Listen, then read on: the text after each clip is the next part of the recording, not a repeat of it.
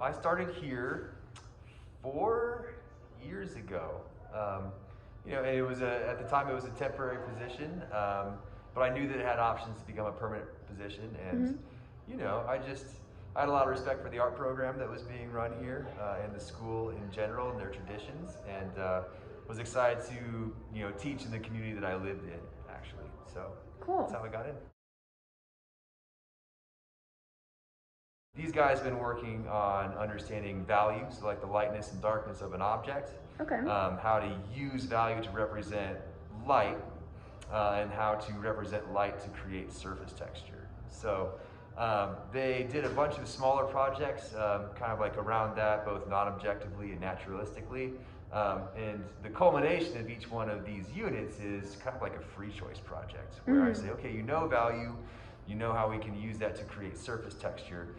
How can you creatively just like make something that is aesthetic, that has value, using value and texture. And so they all just went about it in a bunch of really unique and creative ways. What is your name? I'm Carla Holmes. What brought me to the art room is the fact that art inspires me, and I have tons of ideas and just feel like sharing it with the world and probably give other people more ideas to do. The project that we have right here is basically doing overlapping of other colors and making it look like it's shadowing over it. We had kids that were, spinning paint on canvases outside. Maybe Mr. Yutzi got covered in that as a way for creating texture. To just different media choices. The kids get to choose whatever media they want to work with for this. So everything from I had kids that were scratching into paper and then putting ink washes over it, so that where they scratched it was a little bit darker, and then working with hatching and cross hatching within that. Kids combining watercolor with ink, with Prisma. We've got paper sculpture happening in there. Just a bunch of really surprising things. Yeah. Can you tell me a little bit about your work and the concept behind it? So the concept is that mental health issues in teenagers, they can be really stressful and hard in our minds.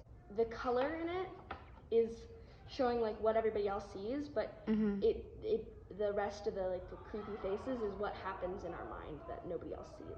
I want to show people that it's everybody experiences these sort of things, and it can be beautiful. What is your goal with this project in terms of developing your artists? I want them to know the creative process. I want them to understand how to have an idea and to make it real. That's kind of like the start and the finish, but between those two things comes a lot of research, a lot of experimentation, a lot of mistakes, and just kind of using all of those elements of it to build that idea. And oftentimes it ends up being completely different than what you thought it would be. But nonetheless, I think that you learn from that. And I think that's kind of, honestly, that's how life works out too. None of us really go out into life and just say I'm going to do this thing and then have it work out for you. It's a really messy process that we just kind of, if the kids have confidence to try out new things and see what happens, and I think that it makes them a successful artist, but also just successful at this thing called life.